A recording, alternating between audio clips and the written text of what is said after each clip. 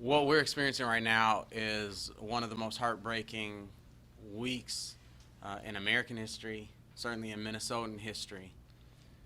We woke up at the beginning of this week to, as we all know, a disgusting, disturbing video of Mr. George Floyd being wrongfully killed. He was unarmed. He was not aggressive. He begged for his life. He called for his mom, and bystanders screamed, "This man is dying." And over the course of a 10-minute video, we see the life squeezed out of Mr. Floyd. Anger over his death is understandable. Sadness, pain, heartache, frustration is legitimate. We have in our community right now an enormous number of people of all ages, of all races, of all backgrounds, who agree that Mr. Floyd should still be alive. We have in our community an enormous number of people of all ages, of all races, of all backgrounds, of all neighborhoods,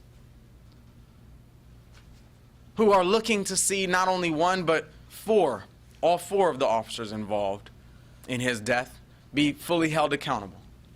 We have an enormous number of people in our community who are heartbroken by the fact that the name George Floyd does not stand alone in history, but that it joins a too long and too rapidly growing list of names of unarmed, unaggressive African American men who've lost their lives wrongfully at the hands of law enforcement. And the frustration that time and time again we've seen no one held accountable. We have an enormous amount of legitimate frustration of people who ask, when? How long will it take? People who ask, how egregious does it have to be? People who ask, how blatant does it how well documented does it have to be for someone to be held accountable for George Floyd's murder? That frustration, that pain is real and it's legitimate. And to all of the people in our community who believe what I just said, who wholeheartedly need the world to hear that Mr. Floyd should be alive, that someone should be held accountable, and that we as a community, we as a culture, we as a society must do everything we can imagine to keep this from happening again, we stand with you. I stand with you. There are many, many ways for us to work together in a constructive manner that builds our communities, that empowers our communities to speak up with a loud voice. The world is listening. There are opportunities for us to do that in a constructive manner.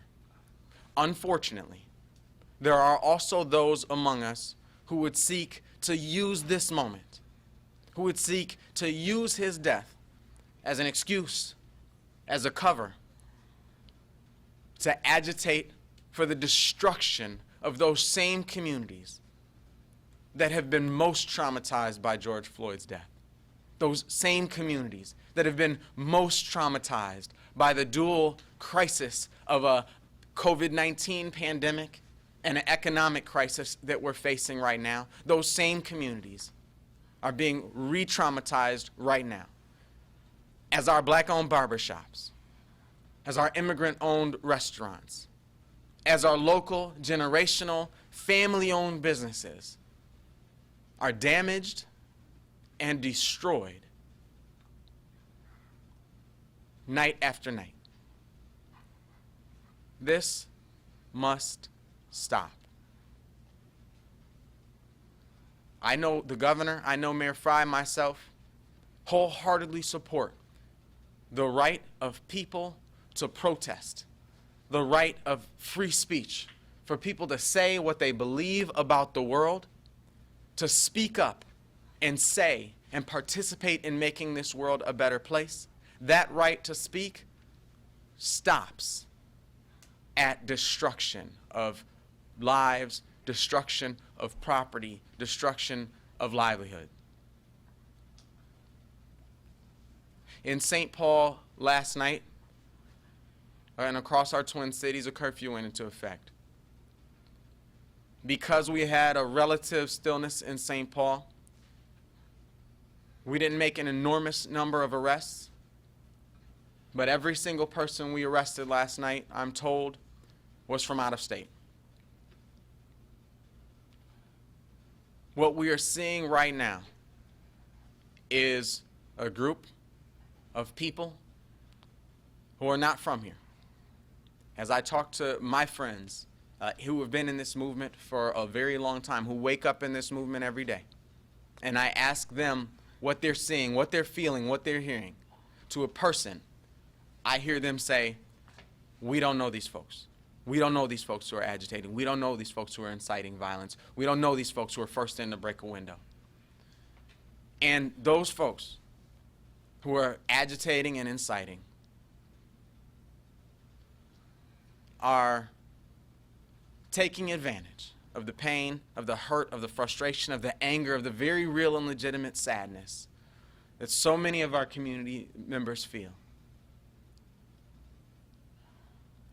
to advocate for the destruction of our communities.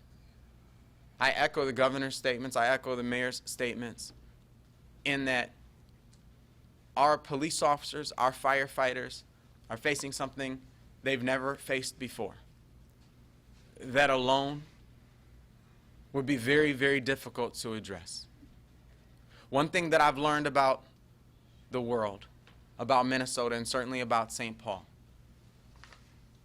is every time ugliness raises its head in our community, the beauty of community, that beautiful spirit that Paul Wellstone once spoke about when he said we all do better when we all do better, arises.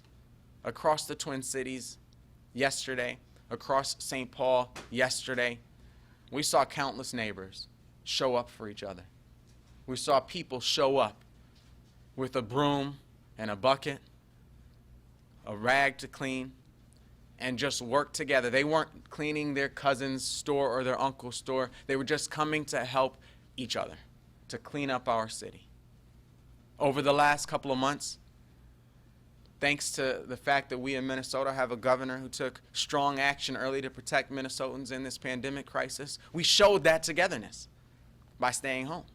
We showed that togetherness by honoring the stay-at-home orders that our governor has executed.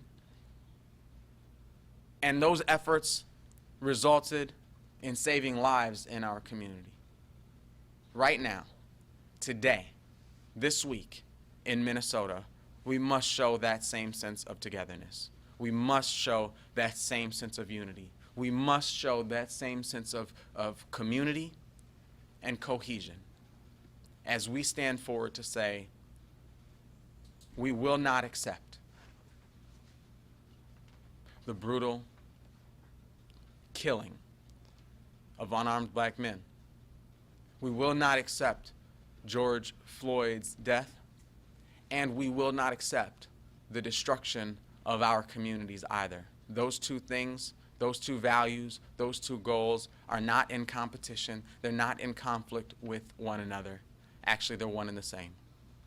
Thank you very much. Thank you, Mayor Carter. Commissioner Harrington.